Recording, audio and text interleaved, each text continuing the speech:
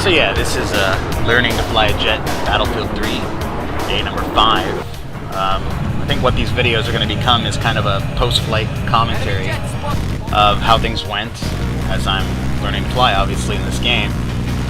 But unlike other videos, this is more from the perspective of a relative flight noob. I mean, I've played driving games and FPS games all my life, so I kind of understand the twitch and the finesse side of things.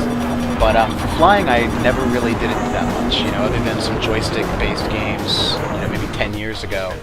So I really never got into it. But when this game dropped, I had to play the jet. You know, I do know a little bit about air combat maneuvers, tactics, and whatnot. You know, I watched a lot of Discovery, that kind of stuff. I've read some Jane's books on, you know, military stuff, and I know some slang. But I'm no expert. Just like you, trying to figure out how the hell to work the jets in this game. It looks like a lot of fun, and it really is a lot of fun. But it's going to take some practice and some patience too. I mean, look at my flying here. I'm still a little twitchy at times, sometimes on purpose, but I do get a little bit flustered. But for the most part, I'm able to keep a jet in the air, take down targets, and, you know, a lot of progress, and it came pretty quickly. So I figure these videos will kind of fill the gap between the empty jet flying videos you see out there that really don't explain anything, and the other guys who kind of have detailed rundowns of basic controls and whatnot. This is kind of everything else. It'll be a random, you know, bunch of highlights from the day's flying. Maybe stupid crap that I did that somebody can learn something from, learn what not to do. Or just other, you know, random tips, tricks, oddities, anything really that kind of comes up. I figure I'll have some sort of theme to it, like today will be mostly dogfighting, evasion, and wingman stuff, as opposed to air-to-ground battles, which will be another video. A couple of the big questions out of the way. First off, I'm playing on PC, mainly because most of my friends are here, and I got a high-end computer, so the graphics are kind of hard to say no to, even though I do own a PS3 and an Xbox. Second, I also use the keyboard and the mouse for input, which is blasphemous as far as I'm concerned.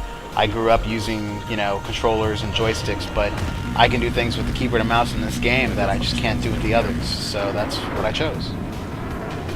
Anyway, once this little battle's done, let's get back to what today's video was mostly about, which is dogfighting. So here was the first matchup I wanted to comment on from today. I spotted this guy right after takeoff, and got a couple of shots into him as he turned, so he knew I was there. The jig was up. If you're asking yourself why I didn't lock on missiles, it's because I, in particular, like to use rocket pods and the guns. I find it's a lot more flexibility. Where I aim dictates what happens, as opposed to dealing with flares and all kinds of other stuff, which any good pilot can usually manage properly. But that's all personal preference. Definitely try everything, unlock everything, and see what works best for you. Something you're going to notice up in this turn right here is that I ended up giving up on it. That's sadly because I ran out of mouse space on my desktop. It's something that all of you trying the mouse will end up running into at some point. Really high sensitivity mouse and max settings helps, but every now and then you'll max out. What you may not be able to tell here is that there's actually a second jet in pursuit here. Basically what I'm trying to do is stay alive, stay on this one guy as long as I can while my wingman comes back up and hopefully provide a little bit of support.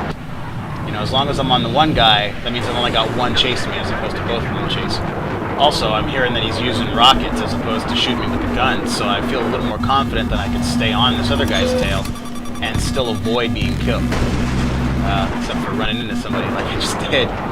But the whole point again is wait for the wingman. And there is the wingman, alright. Finally got a little bit of backup, and crap, there goes the wingman. So it's just me against two of these guys. But again, I know one of them's using rockets and rockets only, so I'm mostly confident that I can stay after one and evade the other. Almost got it. Come on.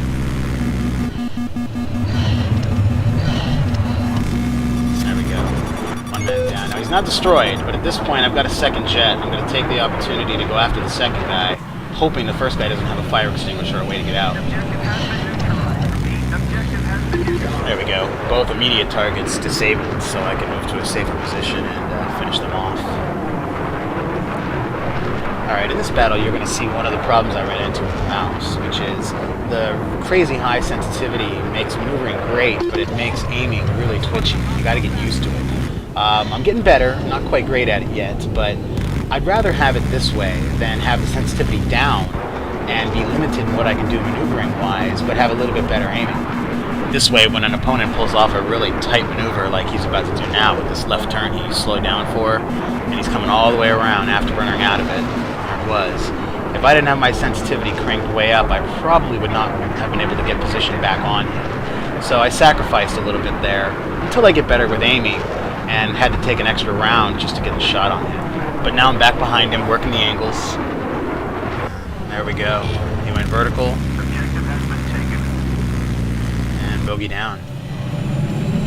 And remember, if you've got nobody chasing you and you're not in any immediate danger, finish your opponent off. You never know when they've got a fire extinguisher or some way to recover. Could land, you never know.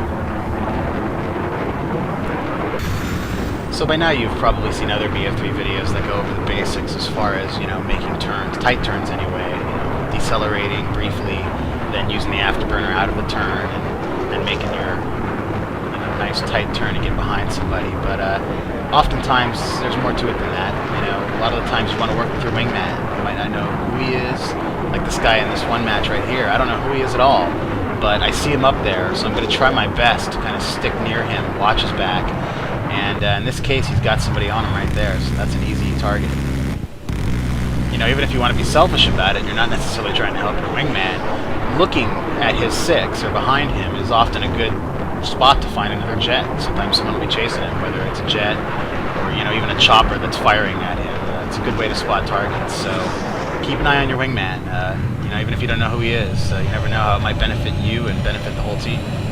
Defend this objective. Speaking of spotting, something you might have noticed that I haven't been doing and should be doing more of is using the right mouse button to go into first person view so that I can then free look and check for targets. It's a great method. It works wonderful, especially when you can level off and you're somewhat safe and you can look for targets.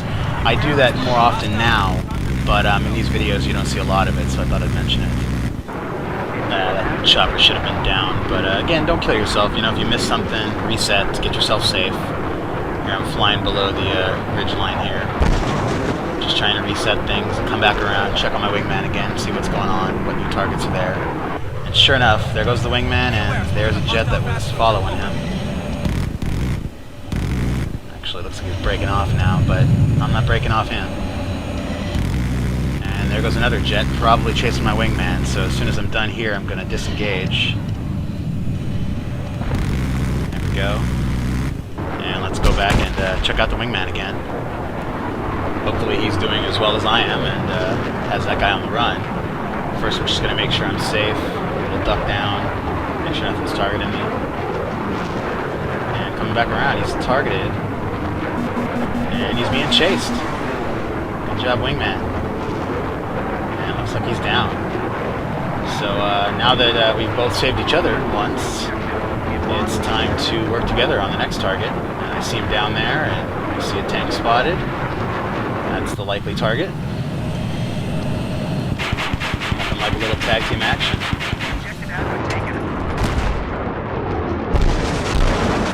Alright, since we've done some basic dogfighting and use of the wingman, if you're lucky to have it, I figured this last part I'd work on was evasion.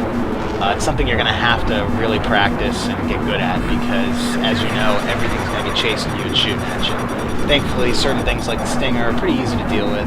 You just got to get out of bounds, save your flare, and you can reset them no problem. But when you're dealing with other jets, for example, they can reload those rockets much faster. So you're going to have to learn how to be tricky, how to be sneaky, how to turn fast, you name it.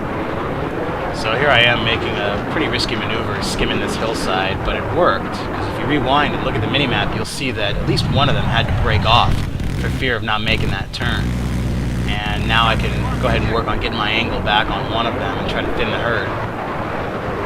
And you can see the other one just took a shot at me, so I know he's not going to be immediately behind me, giving me time to take this guy down, which I did. And again, he's just disabled, not destroyed, but I'm making another calculated decision to go after the second jet in the hopes that the first guy can't repair himself or won't land. Especially since the second guy's still using the guns, as you can see. So a little more evasion right there. And I'm going to have to be tricky. I should say twitchy. Do not want to keep the same vector, same angle for any more than a second, especially with the guns, otherwise he can lay some easy shots into me. Whereas if it was the missiles, I could kind of ease up a little bit and maybe get myself in a slightly better position. So right now my main goal is staying alive, hoping my wingman comes back, or hoping I can get a position on this guy again. And sure enough, there's the wingman right there that just popped up. So you're going to want to watch the mini-map. And now that I'm back on tones, I know he's shooting rockets at me, so I can kind of ease up a little bit and work on position.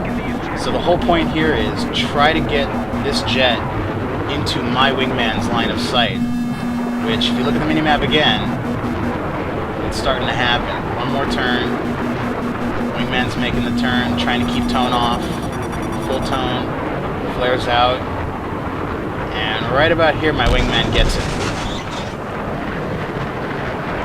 So let's double back and check out the carnage.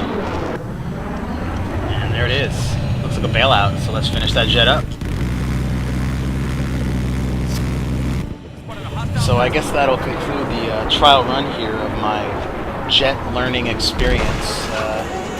You know, hopefully you guys picked up a thing or two, or at least enjoyed yourselves, and if you did, please give me a like or a sub, and like I said, I'm willing to respond to questions and comments, and I'm definitely willing to accept constructive criticism, because like I said, I'm still learning here. I don't know everything there is to know. I'm sure there are better pilots out there, so leave a comment, leave a question, and I'll get back to you.